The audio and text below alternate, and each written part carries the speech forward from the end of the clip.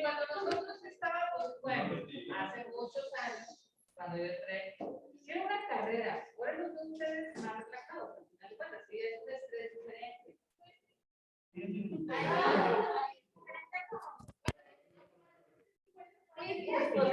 para nosotros, fíjate bien, y te lo digo, tu papá, para nosotros era un estrés, no teníamos ni siquiera ganas de llegar y aplastarte en la biblioteca. La biblioteca me la desapareció, yo estaba ya más que hora de, ahora sí de ratón. Aló, buenas tardes, buenas tardes. Buenas, buenas. Buenas, joven. ¿Cómo se llama? Del gimnasio. Cuando me dicen, es que ya el gimnasio está abajo. La biblioteca arriba. Aló, sí se oye, sí se oye, sí se oye, sí se oye, sí se oye. Nada más tú. Gad. La doctora se escucha como que está a 1 kilómetro de distancia. Es que está a 1 kilómetro de distancia. No, es Iñaki. Es Iñaki. Bueno, Iñaki, aquí estoy. ¿Cómo está, doctora? ¿Sí me escucha? Yo no la escucho, pero...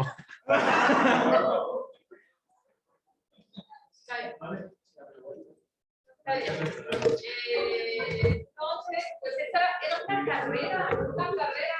¿Quién iba carreando? ¿Quién nos iba carreando? Sí, ¿quién tengo que terminar el internado y el servicio social y prepararme para el ENAR? Y luego que sí, y luego la residencia, y luego trabajar. Ya ahorita, la verdad, muchachos, con lo de COVID, sí recapacitamos, porque yo perdí a muchos compañeros de mi generación. Llegas y luego, perdiste muchas cosas. Pero ¿qué pasa?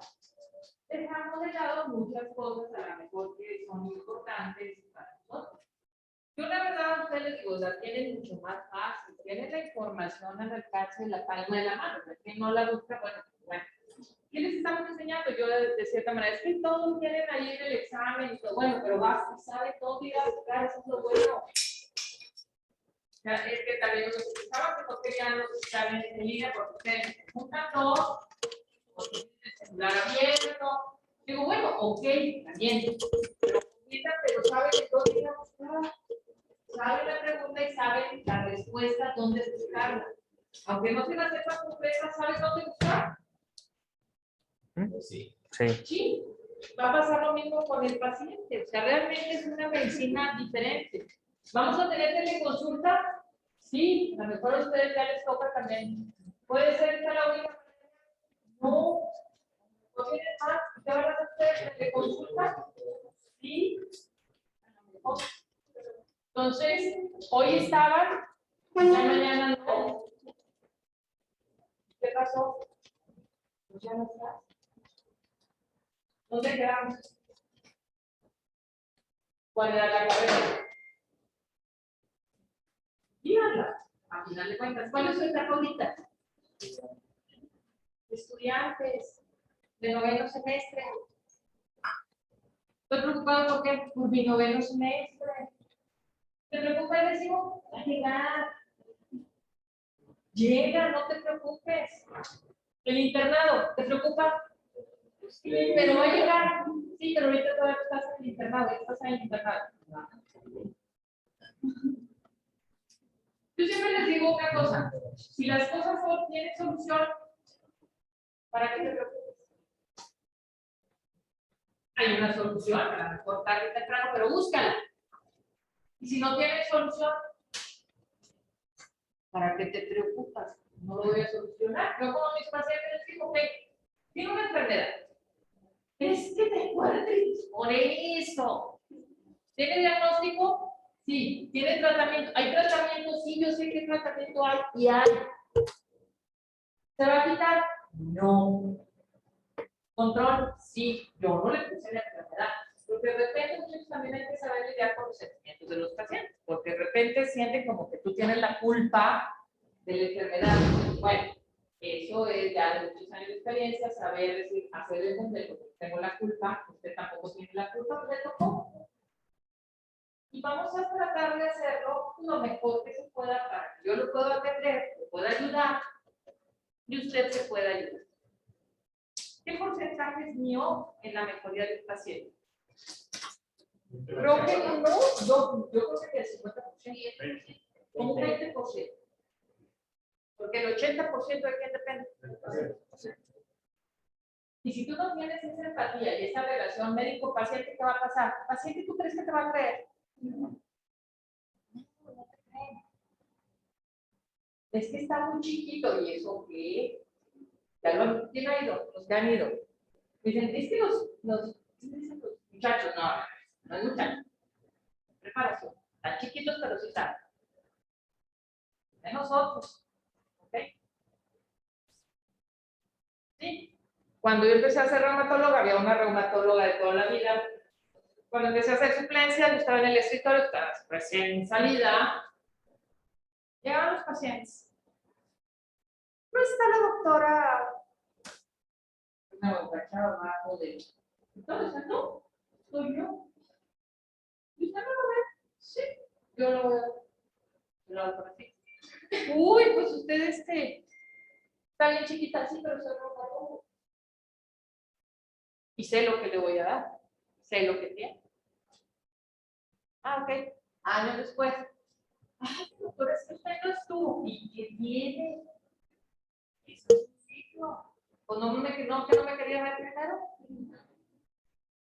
Ok, así son los pacientes, chicos. Mientras están, pues bueno, como dicen, ¿verdad? Decía el rey, viva el rey, se muere el rey. Muere el rey, viva el rey. Pero eso no quiere decir que no tengan un compromiso con sus pacientes. ¿Qué es a lo que trato de llegar? ¿Cuándo voy a tener el compromiso? El tiempo que yo tenga de consulta o que yo tenga mi vida profesional. ¿Tienes un plan B, por ejemplo, si ya no pasas el examen?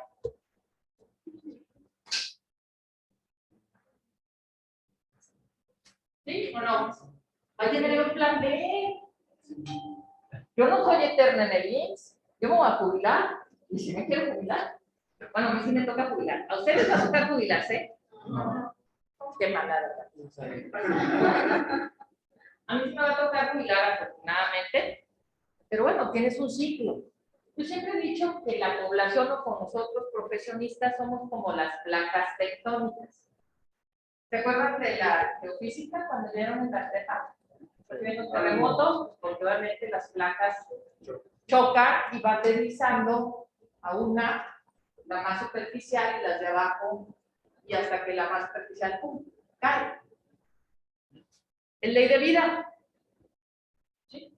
¿Por qué no voy a aferrar algo si vienen generaciones atrás? A lo mejor ustedes, como les digo, ahorita vemos esta cosa y van a decir, ande, la doctora dice, nos decía que iniciáramos metotrexate con manejo de primera línea, eso no ya ni se usa. Iniciamos con esta terapia dirigida.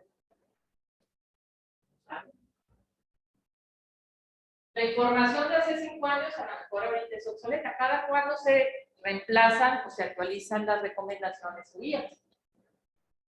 5. Cada 5 años. ¿Por qué? Porque salen nuevas clasificaciones, nuevas actualizaciones, etc. Retomando. Entonces, el 20% es mío, el 80% es del paciente. Si tú no tienes una comunicación médico-paciente y más en enfermedades crónicas, ¿qué va a pasar? El paciente no llega, no lo llega. A ustedes les va a tocar mucho paciente crónico degenerativo, de qué es el éxito de paciente de hipertensión, diabético, tiroides, etcétera. De relación médico-paciente, muchachos.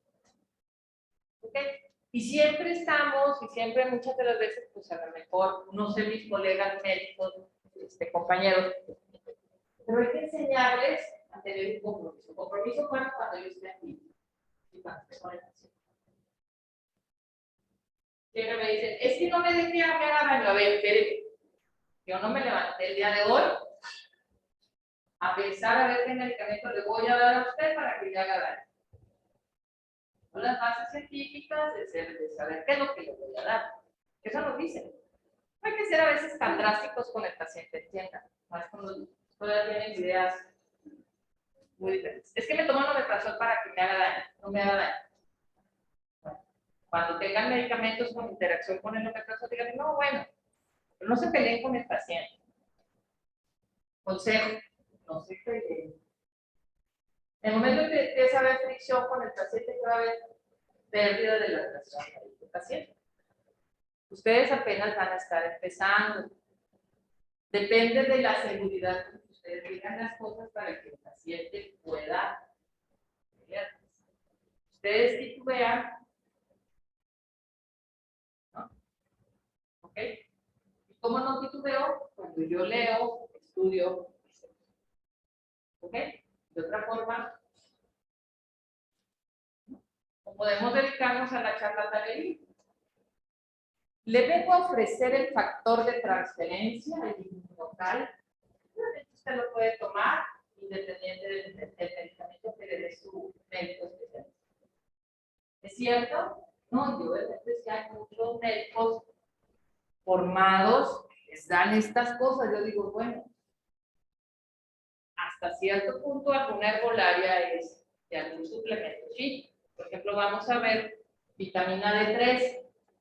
¿Tiene sustento científico? Sí. Vitamina D3 sobre el sistema inmune. Sí.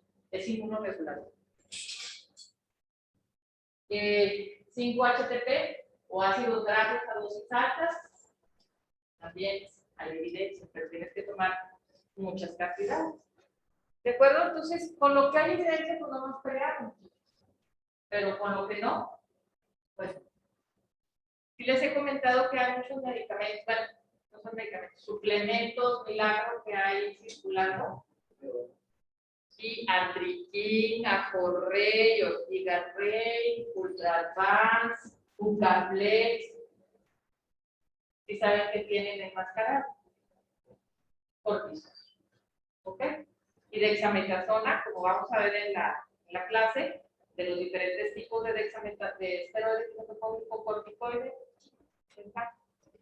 Los glucocorticoides tienen diferencia, ¿verdad? Cuando llegas ahí.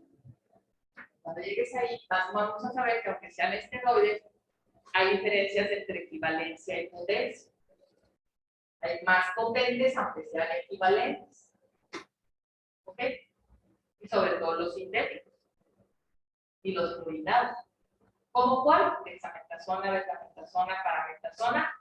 Tienen 5 o 4 veces más potencia que prednisona, aunque la dosis que tú des sea equivalente. ¿Cómo lo sé? Estudio. ¿Cuándo vas a dejar de estudiar? ¿Cuándo me jubilo? Tengo mi plan B. Deben de tener todos un plan B. ¿Qué pasa si no pasa?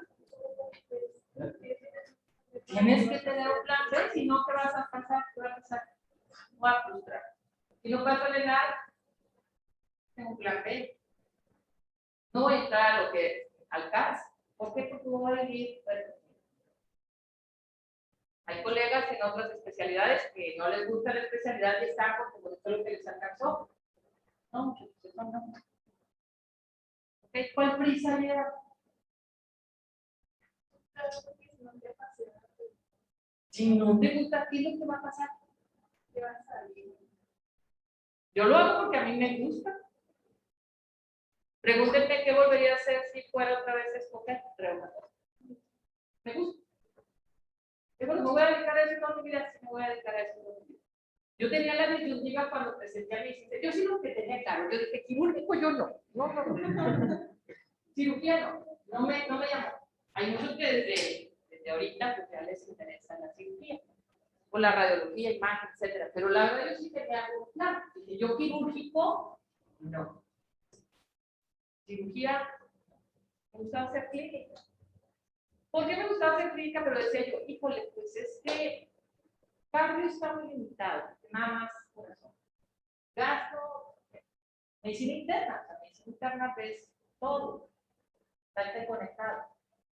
Pero cuando llegué a conocer reumatología, dije, wow, está arriba la medicina interna. Es una medicina, sigue siendo medicina interna. Plus, sí, plus. Los que han ido, ven que le movemos al paciente, tiene diabetes, hipertensión, bla, bla, bla, bla. Al término, pues vamos a ver son enfermedades sistémicas. Cuando veamos lupus, sedemepro, sedemato, Si tienen insuficiencia cardíaca, pues para que podamos manejar. Entonces, no los quiero hacer reumatólogos, pero hay que saber ser integrales, al final de cuentas.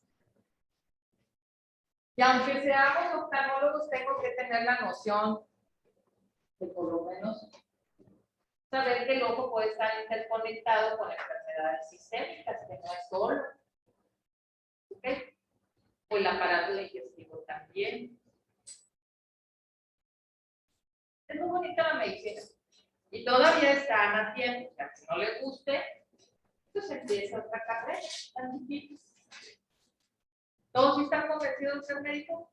Porque después, la verdad, a veces veo, la verdad, rara vez me meto a las redes sociales, veo un poquito más de Twitter con los artículos, que ahorita es la novedad, descarga los artículos más recientes, y luego dicen, algunos comentarios que, bueno, ya ustedes saben cuáles son, pero bueno, pues, estás allí. Vocación. No, bueno, es porque me gusta. Bueno, si no me gustara, pues bueno, me voy de político. Ok, cada quien debemos estar en lo que nos gusta. ¿Cuál es tu área de confort? ¿Dónde te gusta estar? ¿Dónde te gusta estar? A mí ahorita pues, me dijeron, es que tienes mucho trabajo que hacer, sí, pero me siento, me gusta venir a dar clases. Si no me gustara, faltaba, les decía, empieza en la clase, me da igual, dan la clase y yo acá con el celular, vamos, me han visto interesar el celular.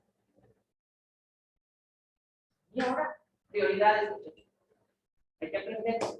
Entonces, de mucho esperemos que les enseñemos este semestre, no nada más reumatología. ¿Se lo llevan? Se lo llevan. ¿Para cuándo? Para toda su vida. ¿Ok? Es lo que tenemos que hacer. ¿Qué tienes que hacer ahorita? Eres estudiante de noveno semestre. El 10º vendrá, sí, pues ya son materias que vendrán. ¿Me puedo adelantar? Sí, voy a adelantar por lo que va aquí. Muy bien. Internado, pues espérense, que acaben de disfrutar su etapa. Hoy estamos, mañana quién sabe. ¿De acuerdo? Pero mientras estamos, pues da lo mejor. ¿Ok? ¿Vale? ¿Listo? ¿Lista? ¿Cuántos somos? ¿Cuántos están en el Zoom? Están. Somos 10, bueno, 9. A ver. Muy bien. Gracias. Aquí estamos, prestando atención. Ah, bueno. Está bien. Hasta haciendo apuntes, doctora, no se apure. Están comiendo. Muy bien. Seguimos. Sí. Vamos. Estuvo muy chido su speech, doctora. Me gustó mucho. Me motivó mucho a seguir estudiando. Ah, bueno, ándale, pues ojalá y cuando te preguntes si me contestas, ¿eh? Y si no, ¿qué me vas a decir? No sé, pero voy a estudiar. No sé, pero lo voy a buscar. No sé, pero lo voy a buscar. ¿Saben con cuánta? Los residentes que van conmigo llevan su libretita y anotan. Digo, bueno, esa es tu tarea que te vas a llevar, ya es tú si lo quieres seguir, porque al final de cuentas va a llegar otro paciente y cuando diga, híjole, es que la doctora me preguntó eso y ahora qué hago. Ya lo sabes. Antes me dejaban divertir mucho. Con los ingresos se los devolvían. Les ponía, ¿y por qué piensas esto? Pero cuando se podía callar los ingresos, ahorita ya no me dejan. Ya no los puedo castigar. No los castigaba, de hecho nunca castigué. Solamente le decía, bueno, piensa, coordina, razona, digiere lo que estás leyendo. Yo no quiero que me pongas todo el artículo es para ti. Rumia el artículo, rúmialo, digiérelo y razónalo. Y nada más ponle pues, lo que vamos a ver, ¿de acuerdo? Que de nada sirve que me pongan el copy-paste. ¿Ustedes creen que no voy a saber el copy-paste? Ah, ya me sé los artículos del punto y la coma. No me dejan divertir ya.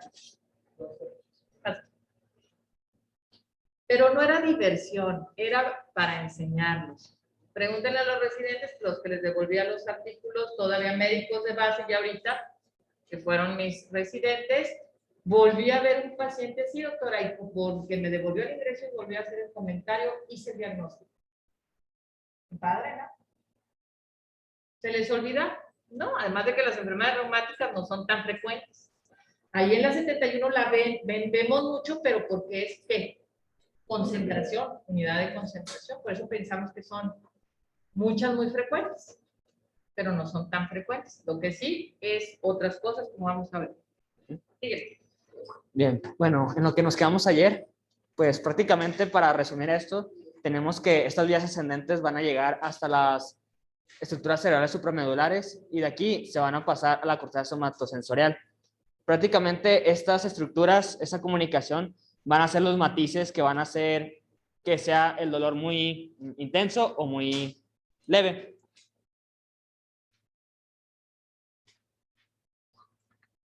Sí.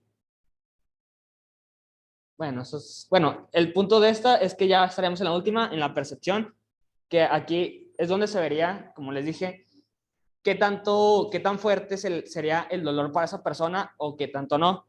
Y en la modulación como tal sería, encontrarías, bueno, te llegaría el estímulo, pero tú primeramente vas a ver, cuando mande esta señal, qué tipo de estímulo es, un tacto, un golpe o qué es, y qué vas a hacer como mecanismo.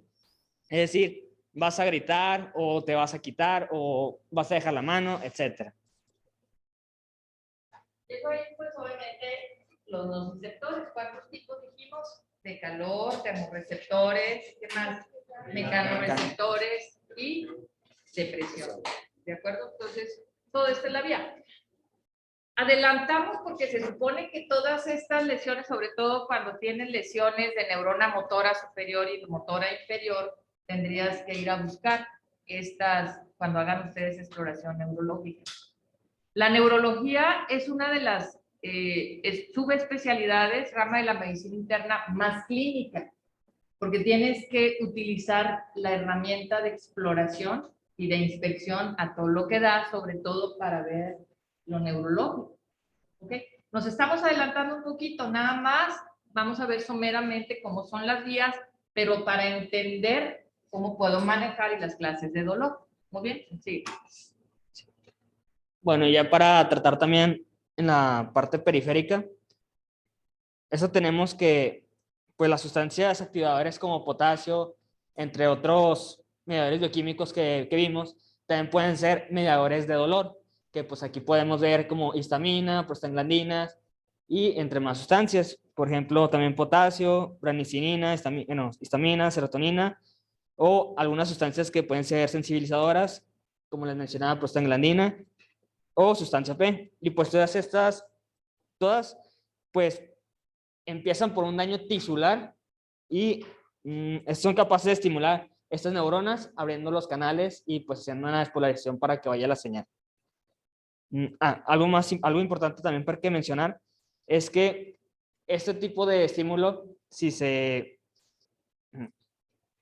finalmente ese tipo de estímulo se puede encontrar, se encuentra la hiperalgesia primaria, que eso sería en el sitio de la lesión como tal, es decir, pues si se pichan un dedo, pues como tal, el dolor va a ser primeramente aquí, ¿no? Pero también tenemos la hiperalgesia secundaria, que sería que se puede extender, es decir, el lugar vecino, ¿sí? También vas a sentir dolor, digamos, en la parte más proximal de esa mano o en ese dedo, ¿va? Y bueno, solo para recordar que vimos ayer, alguien que me diga qué es hiperalgesia. Está tapado. Más fuerte. Más fuerte, Canelo. Perfecto, exacto. Y pues, como ya les mencionaba, pues una trauma o una lesión puede causar un mecanismo inflamatorio y este mismo mecanismo inflamatorio también puede ser un mecanismo de dolor. Y pues, eso va a ser desencadenado por diferentes tipos de células y pues en sí es eso. ¿Por qué la está ligado, muchachos? Aquí están los neuroquímicos, los neuroquímicos da la siguiente. Ok. ¿Por qué va ligado inflamación con dolor? Precisamente por la liberación de prostaglandinas. Cuando tienes una lesión tisular, pues también los mediadores bioquímicos pueden estimular. Sí, bien, exactamente como dijo la doctora, pues hay ciertas sustancias que son pues específicas en un lugar, pero en cierto lugar también pueden causar otros tipos de mecanismos. En el caso de estos neuroquímicos, pues tenemos que pueden ser neurotransmisores excitadores o inhibidores, o también pueden ser mediadores de inflamatorios. ¿Qué onda? Bueno, los principales que se conocen sería el glutamato y el aspartato. Pero también pues tenemos otros tipos de neurotransmisores, ya sean aminoácidos como el GABA o los neuropéptidos como sustancia P o la neurocinina A o beta endorfina, o algunas monoaminas que será como la serotonina y la noradrenalina, algunos ejemplos.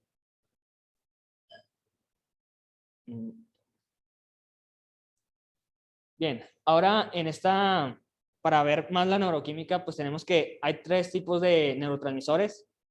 Sí, tres tipos de neurotransmisores. Sería el tercero, el excitador, el inhibidor, y otro que sería como tal los neuropéptidos, que serían como estaría actuando para que se hace el mecanismo de dolor.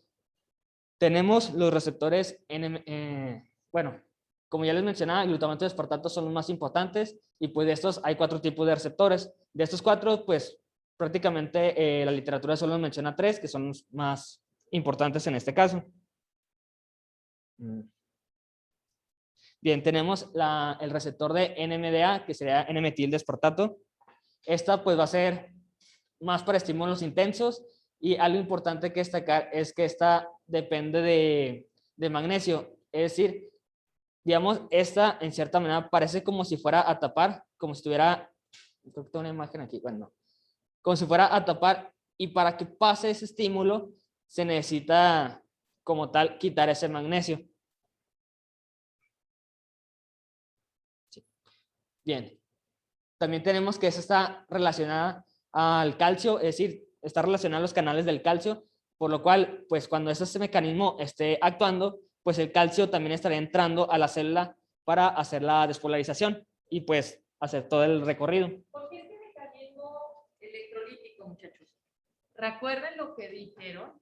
Entonces, la transducción, primero es la transducción de la lesión a un estímulo eléctrico, y luego viene la conducción.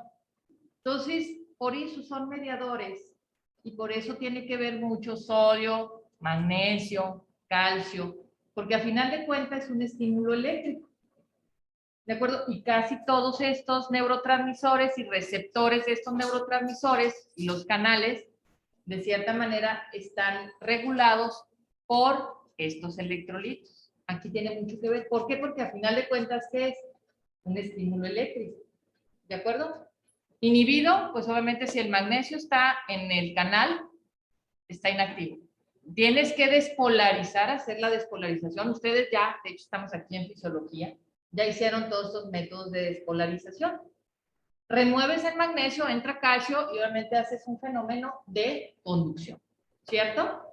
A final de cuentas, digo, lo van a volver a repasar en neurología. Ahorita lo estamos viendo muy someramente cómo funciona para el mecanismo de dolor.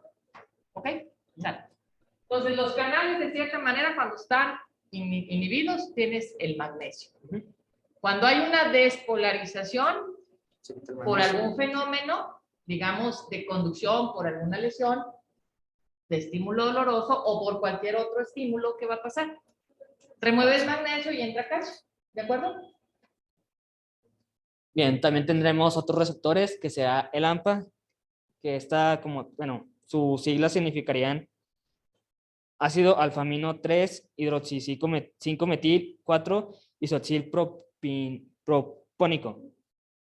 Este sería importante, ¿por qué? Porque está relacionado a los canales, pero de sodio. Y algo importante que destacar es que estas sus conducciones van a ser rápidas. Si se fijan aquí, son características bueno, son sus características principales, intensas y rápidas. Y el tercer receptor será el kainato, que pues no son sus siglas, pero en sí son lo que es, bueno, de lo que es, sería el ácido 2-carboxi 3-carboximetil 4-isopropil piridina. Y pues esta prácticamente estaría trabajando igual que la AMPA.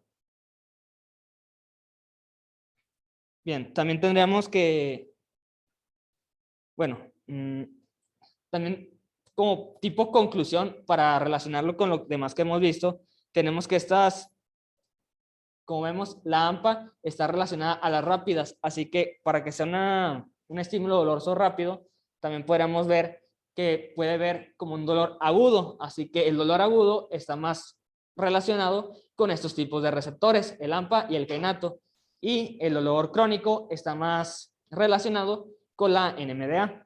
¿Sí se entiende eso? Perfecto. Bien, también tendremos las otras sustancias que serán productoras de analgesia, serán neuropéptidos, inhibidores que serían endorfinas, encefalinas, dinorfinas o matostatina.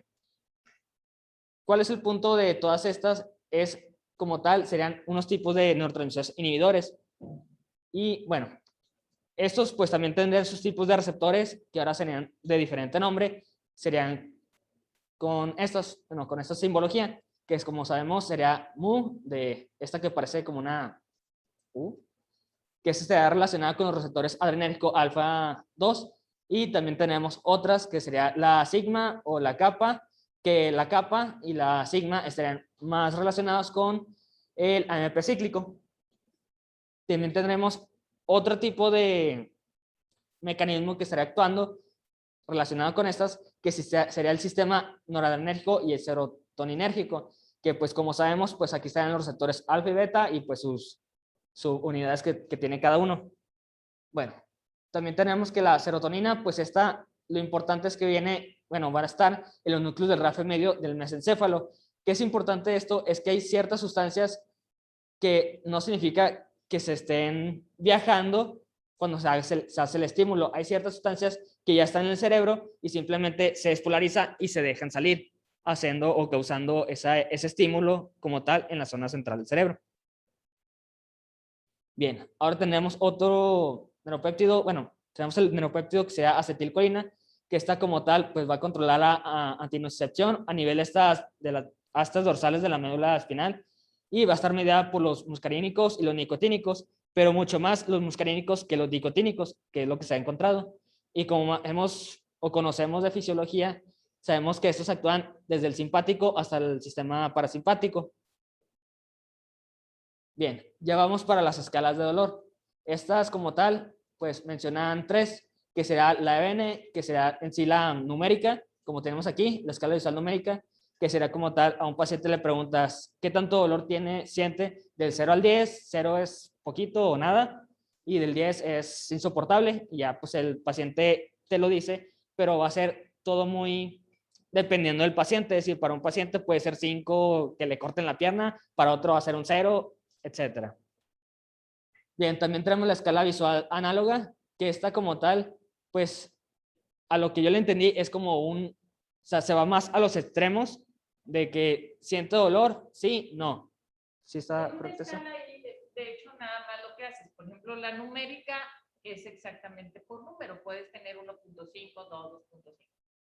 Y acá es nada más de 0 a 10, y el paciente marca en la línea, le dice usted, localíceme entre 0 y 10 la intensidad del dolor.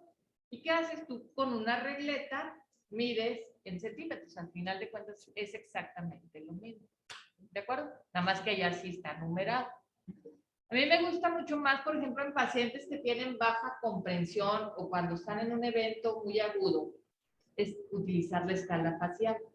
Y sobre todo con niños o aquellos que no tienen una capacidad de comprensión adecuada. ¿Ok? Hay regletas que tienen las dos, arriba numérico y abajo la facial. ¿De acuerdo? Y ustedes también, muchachos. Por eso en reumatología se acuerdan que en las escalas de actividad vienen las dos. La escala del evaluador. ¿Por qué? Porque compensas, a final de cuentas, de acuerdo a cómo tú exploraste a los pacientes o como tú lo ves, si realmente la intensidad es de dolor. Un tip, cuando el paciente esté que sí le duele, que sí le duele, empiecen a platicarle de otra cosa, cojan la mano y empiecen a revisar o la zona de dolor y ya ustedes evalúan. ¿Qué pasa? Cuando tú desvías la atención del sitio, prácticamente disminuye o puedes explorar adecuadamente. a final de cuentas. ¿Ok? Porque hay veces que se enfrascan, es que espérense, no me está diciendo y les quitan, empiezan a quitar y revisar. No, tranquilos, el paciente viene de un estrés. Está estresado porque trae una lesión, vamos a suponer. Y ustedes le quieren empezar a quitar, tranquilo, ¿de acuerdo? Si ustedes ven que no es urgente, pues bueno. ¿Sí? Paciente distrae su atención y ¿qué pasa? ¿Están tranquilos? ¿Qué los tranquiliza a nosotros, verdad? No, valoren la situación. Ay, no, muchachos, ayer vi una de las camas porque estoy aquí en el CIMAR, del señor en silla de ruedas que aventaron. ¿Sí supieron? Aquí en la 7 y la Francisco y Madero y la Juárez. ¿Sí supiste? No, el problema es que yo vi ya todo el video. Sí. Sí. Ay, no. Las cámaras de video del centro de investigación, de hecho fue la Fiscalía de ver, pero sí, el de silla de ruedas iba cruzando la Francisco y Madero. En la mera esquina de la Juárez, yo veo que hay una casona vieja en la mera esquina, ¿sí? Iba cruzando hacia los mariscos, ¿de acuerdo? De ese lado de la calle. Yo me supongo por el flujo de carros que estaba en verde, porque el flujo de carros estaba continuo.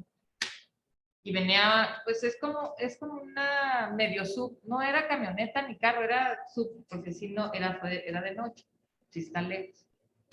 Y el de la silla de ruedas se cruzó pasó en verde, pero sí lo agarró de frente. ¿De acuerdo? Pues bueno, de acuerdo a la característica, pues ustedes valoran las urgencias. Ustedes cuando ya estén en el internado y roten por el área de urgencias, ya saben que hay colores para ver lo de las urgencias. Pero recuerden que cada paciente tiene su urgencia. Si me duele el dedo chiquito del pie de la uña que tengo encerrada, pues mi urgencia es ahorita. ¿Ok? Muy bien. Bien, ya vimos todas esas escalas de dolor. Principalmente, pues, dependiendo de cada paciente, pues ustedes van a utilizar una escala o de cual ustedes se sientan más cómodos para también analizarla. Bueno, usarla. También tenemos el cuestionario para dolor, que esta, pues, sería una escala tridimensional que checaría la forma sensorial, afectiva y evolutiva que tendría el paciente, que como tal, pues, es este cuestionario.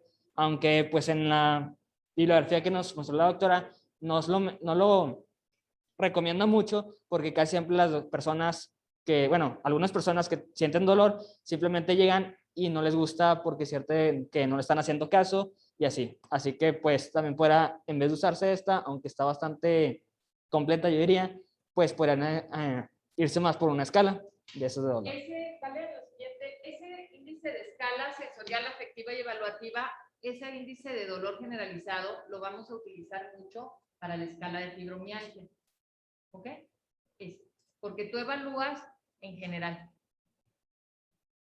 Y ya como un tip, pues bueno, tip que encontré sobre esto es que esto lo pueden usar simplemente si el paciente se deja utilizar esto, ya que es muy completo, pues se utiliza. Si no, se van por una escala para hacerlo más rápido y que también el paciente esté más cómodo.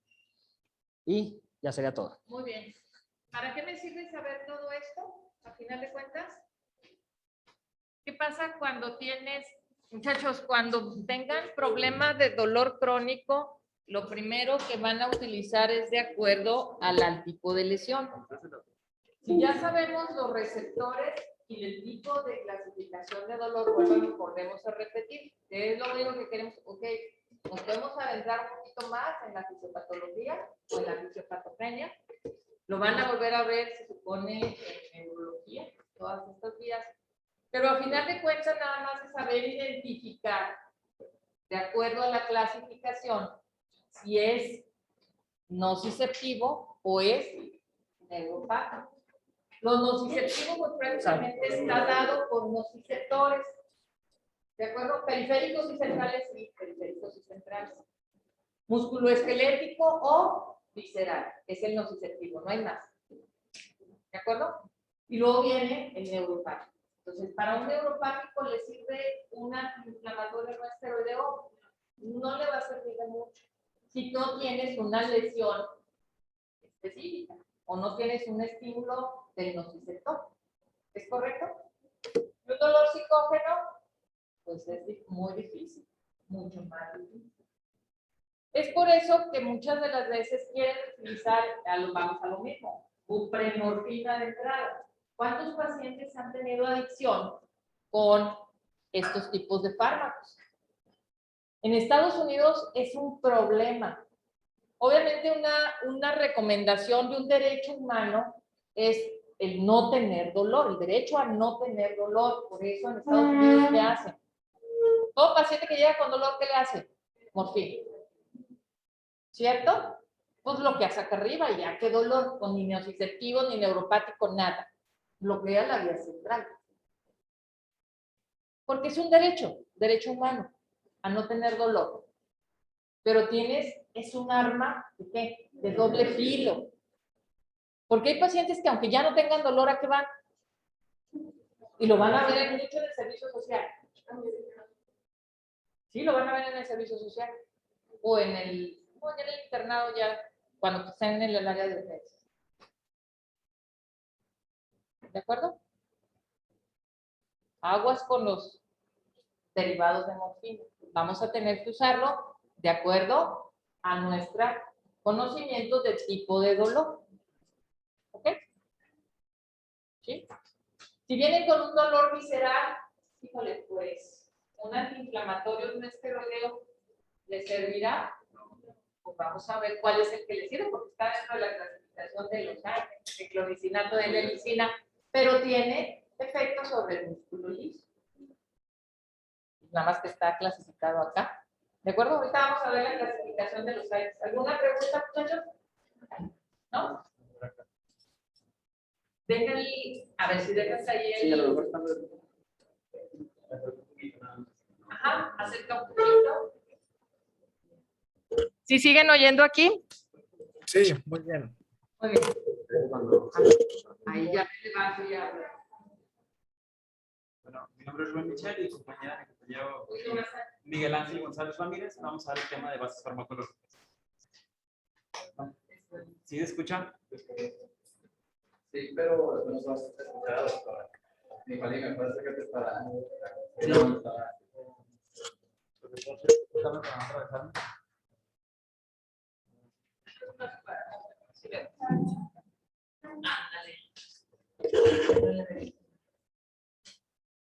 Bueno, este constituye un grupo de medicamentos con efecto analgésico, antiinflamatorio y antipirético.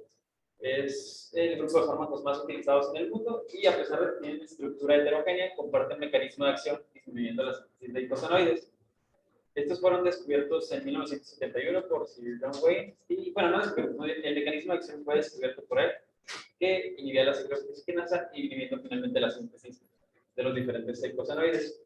El primer aire disponible fue el ácido acetil salicílico y fue comercializado a fines del siglo XIX por la Casa Valle bajo el nombre de aspirina. Sin embargo, vamos a pensar que era utilizado por nuestros ancestros, muchachos. Bueno. Con base, sí, también la marihuana y el peyote. Ahorita ya está legalizada, no está legalizada. Penalizada. Pero, por ejemplo, de acuerdo, antes de que Rubén nos diga de dónde viene la base del salicílico, hay un árbol. Eso es de historia, es de cultura. ¿Tienen más adelante? Okay. Del árbol del sauce, la corteza del sauce. ¿Sí? De hecho, es el precursor del ácido salicílico. ¿Qué hacían nuestros ancestros? Les daban de mascar al paciente que tenía o al enfermo que tenía fiebre y dolor, masticar corteza de sauce. ¿Por qué? Porque de ahí viene el precursor del salicílico. Por eso les digo, también hay herbolarias que sí es cierto, hay precursores. ¿La penicilina de dónde viene? ¿Ok? Entonces sí hay cosas que sí son ciertas, al final de cuentas. Y Sir John Wayne es el responsable de entender el mecanismo de acción de los AINES. ¿Por qué? Porque es el descubridor, es premio Nobel, muchachos, de la ciclooxigenasa, que es la enzima que definitivamente tiene la acción en el desdoblamiento de las prostaglandinas. ¿De acuerdo? Muy bien. La aspirina era, si es Bayer es bueno, antes era mucha aspirina para todo. El problema, imagínense cuáles eran. Básicas. Muy bien. Continuando con el mecanismo de acción, tenemos que hablar primero un poquito, recordando el capítulo anterior, acerca de las síntesis de glicosanoides. Estos provienen de los fosfolípidos de la membrana celular, que son convertidos por la fosfolipasa en ácido araquidónico, y ya finalmente los metabolitos del ácido araquidónico son, bueno, primero convertidos por las oxigenadas, se convierten en los diferentes glicosanoides, y pues aquí incluimos las distintas prostaglandinas y el triptófano A2. Existen por lo menos 3 isoformas de ciclooxigenasa. La COX-1, que se expresa en la mayoría de los tejidos y tiene un papel principal en la hemostasis tisular. Esta se expresa a nivel de tubo digestivo y tiene efectos citoprotectores desde la regulación de la circulación, secreción de moco y distribución de ácido clorhídrico. A nivel de riñón, se encarga de la perfusión y la irrigación renal. Y en las plaquetas tiene un papel importante en la hemostasia debido a la secreción de tromboxano A2. Por otro lado, la COX-2 se expresa principalmente en fibroblastos y monocitos y tiene un papel principal en los efectos proinflamatorios mediados por las prostaglandinas, mientras que se piensa que la COX-3 tiene un papel principal en la función del paracetamol. Y una cuestión, COX-1 es constitutivo. ¿De acuerdo? Está en muchas células, tejidos. ¿Por qué? Porque necesitas para mantener homeostasis. COX-2 es mayormente inducible. ¿Ok? ¿Cuándo estimula tal la formación de COX-2? En proceso de inflamación. Ya lo vemos, ya lo vimos. Por mecanismos de lesión tisular. Se va a acabar la batería. ¿Ok? Y COX-3. Entonces, COX-2 es inducible, pero en algunos tejidos es constitutivo. ¿De acuerdo? Por eso vamos a ver los efectos secundarios. Y COX-3, ¿dónde es más? ¿Dónde está? Tejido cerebral. ¿De acuerdo? La COX-3 es más en tejido cerebral. Muy bien, seguimos. Hay unos mecanismos secundarios de importancia que explican el efecto benéfico de los AINES, entre los que se incluyen pues, que inhiben factores de transcripción de crecimiento celular, inhiben moléculas que regulan la apoptosis, inhiben en forma parcial la cascada de leucotrienos, inhiben migración o agregación y de granulación de neutrófilos. También pueden modificar la transcripción de óxido nítrico al actuar sobre el factor NFKB, y en forma experimental se ha demostrado que los AINES también pueden inhibir a los linfocitos T, pero pues, quedan igual como mecanismos secundarios. Hablando un poquito de su clasificación, tenemos que los AINES pueden clasificarse en 3 grupos: los salicilatos, los AINES no específicos y los inhibidores específicos de la COX-2. Esta clasificación deriva del grado el grado en que inhiben las diferentes isoformas de COX-1 y COX-2. Los salicilatos se consideran inhibidores específicos de la COX-1. Los AINES no específicos o tradicionales se caracterizan porque inhiben ambas enzimas, y los inhibidores COX-2 específicos, como su nombre lo dice, pues nada más inhiben la COX-2. Dentro de los primeros que vimos, los salicilatos o ácidos carboxílicos, encontramos el ácido acetilsalicílico, el salicilato de colina y el nitrosinal. Cabe mencionar que el único AINE que inhibe de manera irreversible la COX es el ácido acetilsalicílico. Después, dentro del grupo de los AINES no específicos, tenemos los ácidos propiónicos, en los que encontramos el ibupropeno, el naproxeno y el ketopropeno. Después, en los ácidos indolacéticos o indoles, está la indometacina, el sulindanco, el permetil y la cemetamina. Y continuando, tenemos los ácidos fenilacéticos, donde está el diclofenaco, el etodolaco y el ketorolaco. Y por último, Y el aciclofenaco, que también es un profármaco de diclofenaco. Ahorita que nos quite ese... ¿Cómo se puede quitar? No. Pero... Y los ácidos mefenámicos, fíjense muchachos, esta tablita... Para que la doctora se escuche, porque si se escucha medio lejos. Bueno, voy a ¿De verdad está más cómodo?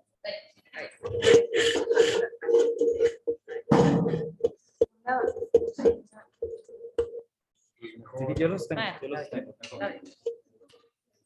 Yo decía para que no seas como... Hola. Sí, está bien. Me faltaron los mefamatos o ácidos mefámicos, donde se encuentra el ácido mefámico y el meclofenato. Y por último, los ácidos fenólicos, donde se encuentra la el butazona, el peroxicam y el meloxicam, que está un poquito tapado. Ahorita la, Sí. la quitamos.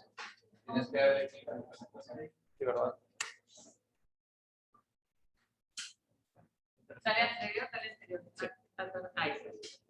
Esta tablita, muchachos, sí es muy importante que la recuerden, porque esta es la clasificación estructural. ¿De acuerdo? Porque uno de los efectos secundarios de los AINES es mucho más frecuente después de lo que es la dispepsia, que es la reacción alérgica. Hemos encontrado, por ejemplo, les dan, si tienes alergia a salicilatos, muy probablemente vas a tener alergia a ibuprofeno, a lo que es de los ácidos propiónicos. Entonces, ok, ya no le doy el naproxeno, pero le voy a dar ketoprofeno. Va a tener alergia. No le doy naproxeno, le doy ibuprofeno. Bueno, no le doy diclofenaco, le voy a dar aceclofenaco. Va a tener alergia, muchachos. Esta tablita es muy importante que la recuerden, porque la estructura bioquímica de los anillos, obviamente que tienen cada uno de ellos, tienen esa relación. Y a final de cuentas, los eventos adversos relacionados sobre todo con reacciones alérgicas cutáneas es de las más frecuentes para que no ocurra el error de volver a dar del mismo grupo. Cambien de grupo. Y el problema es que si el paciente tiene el antecedente de alergia a salicilatos, puede tener alergia a cualquier área. Tengan mucho cuidado. ¿Correcto? Y más sobre todo los derivados de ácidos propiónicos. Los que menos hay, y no lo veo por ahí, sería la nimesulida, que es de otro grupo. ¿Ok? Nimesulide, por la estructura, es el que menos reacciones de alergia da, a final de cuentas. El problema es que ahorita, por ejemplo, la nimesulida en pediatría está con restricción, a final de cuentas. ¿De acuerdo? Sí. Y ya vimos los salicilatos y los inhibidores específicos. Ahora siguen los inhibidores de la CUP2. Estos fueron, los inhibidores selectivos se desarrollaron para proporcionar una eficacia similar a los tradicionales antiinflamatorios, pero con mejor tolerancia gastrointestinal. Comenzaron a comercializarse en el año 1999 y el primero en desarrollo, bueno, en salida a la venta fue el Celecoxib, y buena parte del efecto clínico de estos AINES se debe a la inhibición de la isoforma de la síntesis, bueno, de la isoforma y de la COX-2, perdón, y de la síntesis de prostaglandina E2 y prostaglandina E1. Dentro de los principales se encuentra el Celecoxib, el etirocoxib, el lumiracoxib y el paracoxib. Recordar, muchachos, los AINES tradicionales o no selectivos, por eso así se les llama. No quiere decir que naproxeno inhiba COX-2, pero la afinidad o selectividad a COX-2 no es tanta como la tienen estos inhibidores específicos. Puede actuar sobre las dos isoformas, tanto COX-1 como COX-2. De ahí viene el problema de la toxicidad de los AINES no selectivos. Otra forma como lo van a encontrar es así: AINES no selectivos. ¿Qué quieres decir cuando no es selectivo? Que no está diseñado específicamente para una isoforma. ¿Cuáles son los selectivos? Esos, los inhibidores de COX-2. ¿Ok? Seguimos. Bueno, en cuanto a sus asociaciones terapéuticas de interés en reumatología son dos, tanto la analgesia como bueno, su efecto antiinflamatorio y la analgesia. Vamos a empezar con la analgesia, aunque esta es de una intensidad moderada, es su principal aplicación clínica y tiene dos componentes, el central y el periférico. En tejidos periféricos, al inhibir la síntesis de prostaglandina E2 y prostaglandina I2, permite la acción impide su acción sensibilizadora en los receptores y además disminuye la acción de otros mediadores como es histamina, radicinina y otros. Mientras que en el sistema nervioso central, estos compuestos revierten estados de hiperexcitabilidad hiperexcitabilidad espinal, generados en respuesta a estímulos de dolores periféricos. Mientras que por otro lado, su acción antiinflamatoria buena parte del efecto clínico de los AINES se debe a la inhibición de la COX-2. Como ya mencionamos, la síntesis inhibida por la inhibición de esta enzima y pues por consiguiente se inhibe también la síntesis de las dos prostaglandinas antes mencionadas. Y por otro lado tenemos su capacidad de interferir con la adhesibilidad y la quimiotaxis y la generación además de radicales libres de neutrófilos. Pasando a su farmacocinética, tenemos que los AINES pueden administrarse por vía oral, parenteral, mucosa o tópica y las concentraciones plasmáticas máximas se alcanzan de 2 a 3 horas. Están extensamente unidos a proteínas, como es la albúmina, y cualquier condición o cualquier situación que condicione una disminución en las concentraciones de albúmina se va a ver reflejada directamente con un aumento en las concentraciones del fármaco libre, por lo que aumenta la posibilidad de efectos adversos. Pausa. Pediatría, muy relacionada. ¿Qué pasa con los viejitos desnutridos?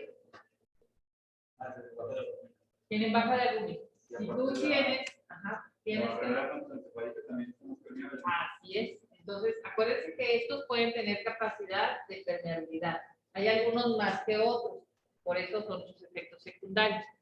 Entonces, si tú tienes una baja cantidad de albúmina, vas a tener incremento en la concentración en la vida media. ¿Y qué va a pasar con estos efectos secundarios? Se incrementan. Por eso hay que tener muy en cuenta que en pacientes geriátricos, una de las que nosotros decimos es que de estos AINES con dosis más bajas y los que tengan mejor perfil de seguridad, ¿correcto? Y más en aquellos pacientes que están desnutridos. Además, tienen el potencial de desplazar otros medicamentos si comparten por los mismos sitios en la albúmina, ¿verdad? Y su distribución es amplia y penetra fácilmente las articulaciones. La concentración en líquido sinovial es la mitad de la concentración en plasma.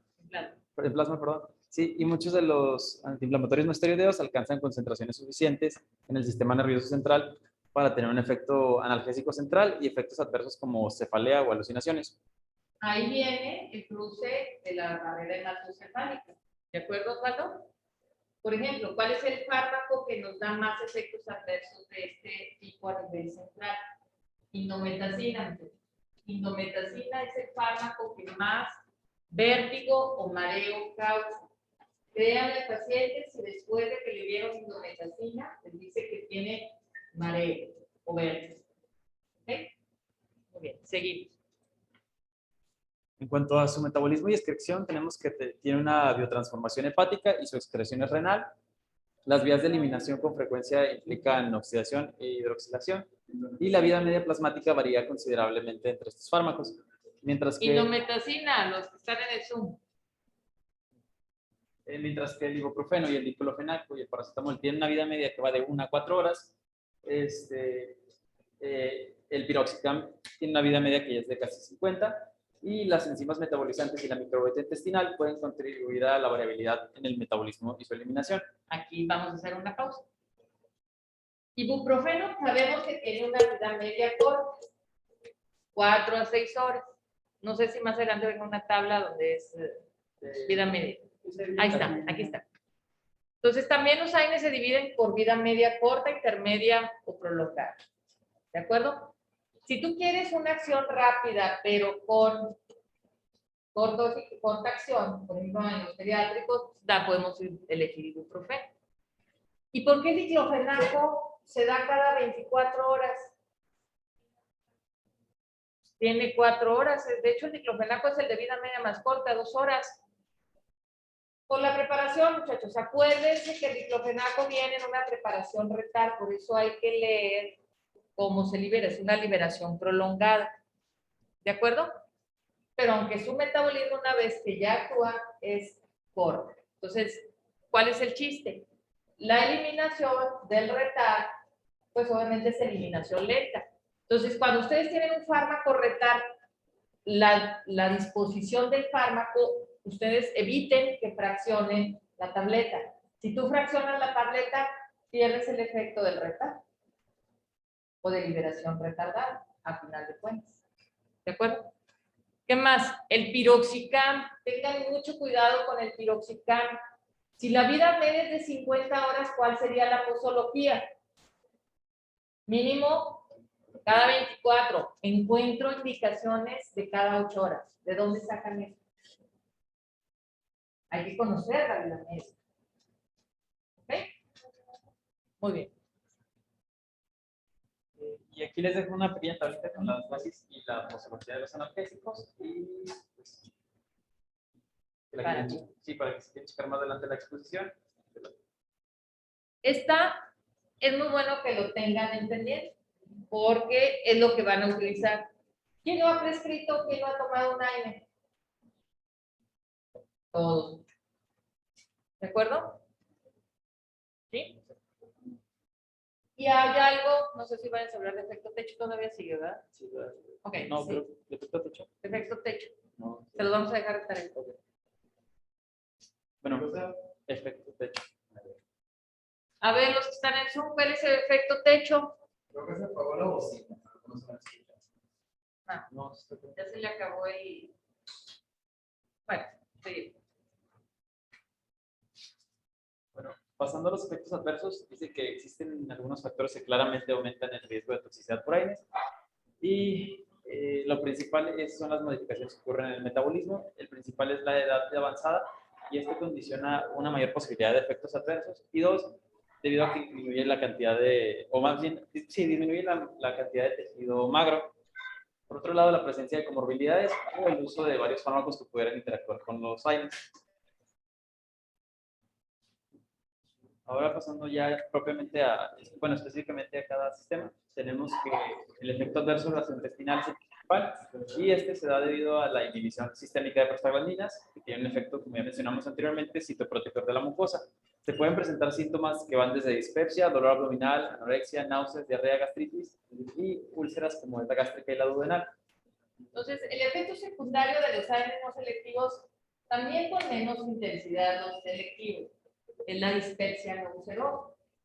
Si el proceso sigue, vas a generar incluso el motivo de ingreso de pacientes de tercera edad en una unidad de urgencias en países de primer mundo, es esto.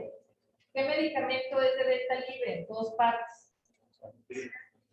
Naproxen, etcétera. Los AINES son de venta libre. Entonces, la mayor causa de que los pacientes pediátricos ingresen a unidades de urgencia es por sangrado de tubo digestivo. ¿Ok? Ok, vamos a ver qué es el efecto techo. Bueno, El efecto de dar la dosis de tratamiento no significa que va a mejorar, sino va a traer complicaciones de tipo farmacológico. ¿qué quiere decir? Que una vez que tú satures los receptores, o más bien no los receptores, sino prácticamente todo lo que es transportador, no vas a tener un efecto mayor de la eficacia, sino que solamente vas a traer incremento en la toxicidad. ¿Ok? Si tú adicionas otro fármaco con mismas características, ¿qué va a pasar? No va a haber efecto porque ya saturaste los transportadores. ¿Es correcto?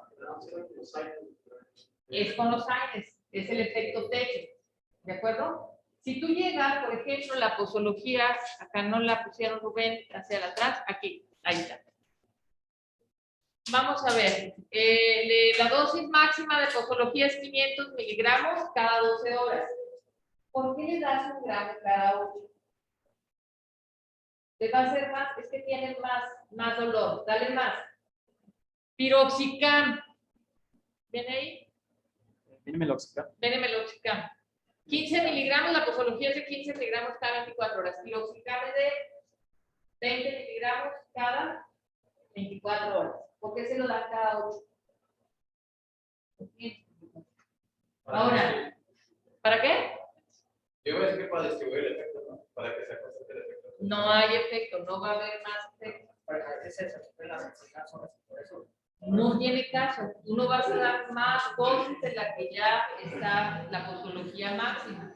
Es exactamente lo que hablamos en farmacocinética. ¿Qué estamos hablando? Efecto techo. Que aunque tú aumentes dosis, no vas a tener mayor efecto. Una vez tú que llegas al efecto máximo de efecto, perdón por la redundancia, el medicamento ya no vas a tener mayor respuesta. Ese es el efecto techo. Si tú adicionas un segundo de la misma característica, ya no vas a tener mayor eficacia. Entonces, no tiene caso porque nos hemos encontrado indometacina y diclofenaco juntos. ¿Tiene caso? Yo por lo menos quiero que salgan de esta clase de no combinar AINES con un mismo mecanismo de acción. ¿Ok? Para potencializar y que se le quite más rápido el dolor y que tenga más efecto, no. Leamos otra vez farmacocinética y entender qué es efecto techo. Tú, aunque adiciones uno de la misma característica, si ya lograste en la farmacocinética saturar los receptores, ya no vas a tener más efecto. Aunque tú adiciones más dosis. Si la dosis con la cual alcanzaste el efecto era 50 miligramos, si tú le das 100, no vas a tener efecto. ¿Sí quedó claro esto? ¿Qué podríamos utilizar, muchachos? Depende de lo que quieras, ¿no, doctora? Analgesia, por ejemplo, ¿cuál es el que sí puedes dar combinado? Ahí está en la tabla. Un COX-1 y un COX-2. No, claro que no. Efecto tóxico, ya sale lo mismo. Un Sería esteroide. paracetamol. ¿Ok? Entonces, a final de cuentas, no combinar COX-1, no combinar COX-2, no combinar 2 COX-1, no combinar COX-2, 2 COX-2, porque vas a tener mayor toxicidad y ya no vas a tener mayor efecto. ¿Queda claro? ¿Qué es lo que sí puedes asociar? Analgésico. Paracetamol está dentro de la clasificación de los AINES, pero sale. ¿Por qué? Porque no tiene un efecto antiinflamatorio, es un efecto analgésico. Y su efecto es sobre COX-1, COX-2 o COX-3. COX-3 es a nivel central. ¿De acuerdo? Cuando ya veamos cada uno, pues vamos a ver cuál es el mecanismo de acción. ¿Sí? Vamos a seguir viendo los efectos secundarios. Por ejemplo, utilizar ketorolaco tiene un poquito más de efecto analgésico, más inflamatorio. El riesgo es cuando tú lo usas en combinación con un AINE, al tener el mismo efecto de inhibición de COX-1, vas a incrementar los efectos tóxicos. Entonces, es preferible que si nada más vas a utilizar analgesia con ketorolaco, evites dar los antiinflamatorios no esteroideos. ¿Cuál otro analgésico se podría combinar si tú quieres lograr una analgesia más intensa? ¿No se podría con opioides? Ahí ya, si ya dijimos que ya no vamos a combinar COX-1, ya no vamos a combinar COX-1, COX-2, eso no es válido en ninguna parte por farmacocinético. Entonces puedes combinar un COX-1 o un COX-2 con un analgésico. ¿Cuál? Paracetamol. Si no logras la acción analgésica, ¿qué agregas? Un opioide. Siempre empieza con opioide débil. ¿De acuerdo? Si no mejora con el opioide débil, bueno, pues entonces ahora sí ya ve con un analgésico de acción central. ¿De acuerdo? Dependiendo de la manifestación. ¿Sí? Entonces, esto, para concluir, esta tablita es muy didáctica, sobre todo con las dos. Lean farmacocinética. Farmacocinética para volver a recordar que es el efecto techo y aplica a los AINES. ¿De acuerdo? No porque le dé 100 miligramos de indometacina, si la dosis, ¿de cuánto es? 150 miligramos por cada 8 meses. ¿Ok? ¿Estamos claros? Porque sí vemos mucha combinación de dos AINES. ¿Y es correcto? No. ¿Qué vamos a incrementar? ¿Darle los dos siguientes? ¡Eso! Pues sí. Dale a dos AINES y a dos ligadas hasta que te perfore. Cosa diferente, por ejemplo, ahí después más mañana vemos lo del TIP. Vamos a leer, les voy a dejar de tarea. Creo que no te entiendo. Ay, son los del quinto 20. Ok. Voy a dejarles de tarea qué pasa, por ejemplo, con salicilatos, ácido acetil salicílico e ibuprofeno. Vamos a ver qué interacción tiene. Les dejo de tarea farmacocinética. Vamos a leer bien qué es lo del efecto techo, para entender por qué no hay necesidad de doblar una dosis con la posología que no es la indicada. ¿Ok? O de asociar otro fármaco con el mismo mecanismo de acción. ¿De acuerdo? ¿Sí? Cuando hagan esto bien, entonces yo cuando veo estas indicaciones digo, él sí sabe o ella sí sabe, este médico sí sabe cómo manejar ahí. ¿Sí? Y eso son fármacos de qué? De primera línea que tienes que aprender a manejar. Vean, muchachos, hay en la red por ahí muchas recetas de que el médico le dio indometacina, piroxicam y diclofenaco, madre. Pues tenía mucho dolor, sí, pero ¿para qué demonios les dio todo al mismo tiempo? Así le hacen los dentistas también, doctora. ¿Los santistas? Dentistas. Ay, sí, no, bueno, pues obviamente también, ay, no, es que yo, bueno, ya ni para qué.